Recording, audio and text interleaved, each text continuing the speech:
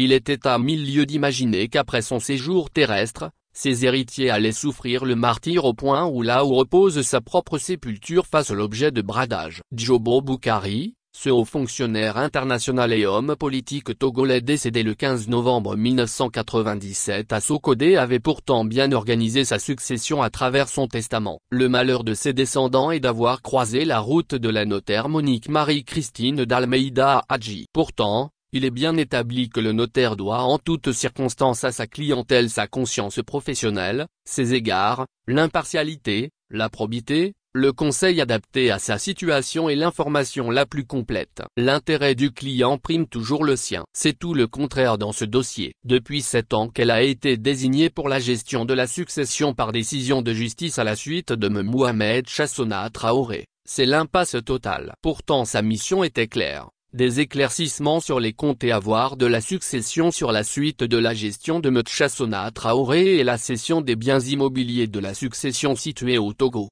Madame d'Almeida a non seulement bradé tous nos biens sans notre accord, a encaissé toutes les liquidités de la succession à son profit et à celui de ses complices mais en plus, elle a organisé différentes poursuites en justice à Lomé et à Paris afin d'obliger les héritiers à lui céder le peu de biens restants de la succession Djobo, notamment la maison où se trouve la sépulture de notre père. Bien que cette notaire soit déboutée à Lomé suite à son appel depuis 2020. Nous n'arrivons pas à obtenir la décision de justice exécutoire depuis 3 ans malgré tous nos efforts de demande par différents canaux. Par conséquent, cette notaire détient toujours tous nos biens et notre succession et en jouit en toute impunité. Nous avons été particulièrement déconcertés à la lecture des éléments financiers couvrant par ailleurs très partiellement les opérations de succession de feu notre père M. Djobo Boukari. En effet, les extraits de compte que Madame d'Almeida a été obligée de fournir par ses avocats montrent des affectations de sommes au profit de M. d'Almeida qui nécessitent à tout le moins une piste d'audit comptable aussi détaillée que rigoureuse. Il en est de même des retraits en numéraire qui, de par leur nature, nécessitent des justificatifs extrêmement précis. Nous évoquons ainsi, sans aucune espèce d'exhaustivité, moins les 50 millions de FECFA, 76 288,83 €. Auto attribué par Maître d'Almeida à titre d'avance sur honoraire, les 12,617 millions de FECFA, 19 547,84 €, de déplacement parisien en justificatif d'une simple rencontre de 3 heures. Globalement les 246,67 € prélevés au compte de Maître d'Almeida, sans préjudice d'autres débits importants en espèces. Moins la situation du compte bancaire à l'étiage alors qu'il aurait dû être abondé de vente de plusieurs biens,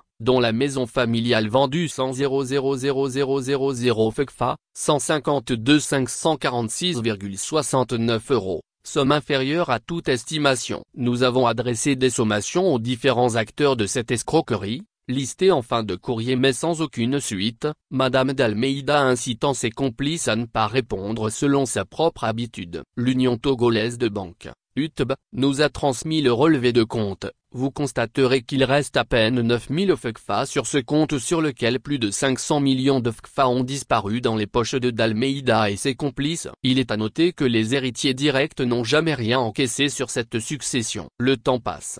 Cette femme continue à profiter de nos biens bien qu'elle soit dessaisie et bloque toutes nos actions, ce qui est anormal et révoltant. Nous avons déposé plainte depuis 4 ans, une nouvelle plainte vient de s'ajouter et nous attendons la suite, a indiqué un héritier. En effet, par décision de justice le 10 juin 2020, M. d'Almeida a été dessaisie et remplacée par M. Edem Dzonoukou. Elle a fait appel mais elle a été déboutée. Par arrêt de la Cour d'appel en date du 14 octobre 2020, l'appel de M. d'Almeida a été jugé non fondé et a confirmé le jugement du tribunal de première instance la dégageant de la succession. Elle doit faire la réédition des comptes. Malgré tout, elle continue d'opérer comme si de rien n'était. Entre-temps, la Chambre nationale des notaires du Togo saisie par les ayants droit n'a pu rien faire pour faire respecter le minimum d'éthique et de déontologie de notariat au Togo. Faut-il le rappeler, selon les volontés de feu Djobo Boukari et selon les termes de son testament, la succession avait été divisée en plusieurs parts notamment une part pour chacun de ses 5 enfants Cyrina, Razak,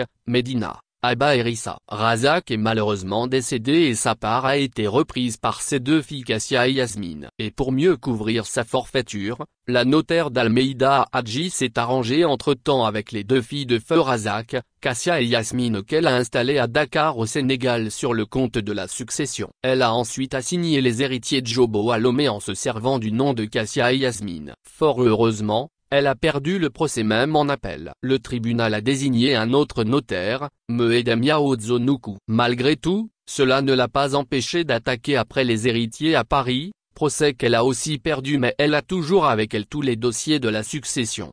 Les héritiers pointent également un doigt accusateur sur M. Aku Bibi Godi de l'agence Fabio Immobilier. Il nous a été présenté comme un juriste de son cabinet alors qu'il est un agent immobilier. Quand on a compris que d'Almeida nous escroquait, M.